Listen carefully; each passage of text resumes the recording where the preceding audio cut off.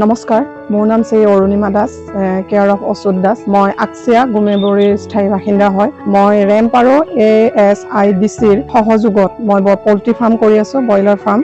লকডাউনৰ আগত মোৰ ফাৰ্মখন জৰাজীৰ্ণ অৱস্থাত আছিলে। চৰকাৰৰ সহায় সহযোগত, ৰেম্পৰ সহায় সহযোগত মই এতিয়া তেওঁলোকৰ পৰা অনুদান পাই পেলাই বৰ্তমান ফাৰ্মখনৰ কাম কৰি আছো। নিজেও স্বাৱলম্বী হৈছো আৰু লগতে আন এজনকো মই ইয়াতে এমপ্লয় ৰাখি পেলাই তেওঁকো স্বাৱলম্বী কৰিছো। আৰু মই যিহেতু প্ৰথমতে গৃহিণী আছিলো, গৃহিণী হৈ মই এইখিনি কাম কৰি থকাত ইমান সহজ নাছিল।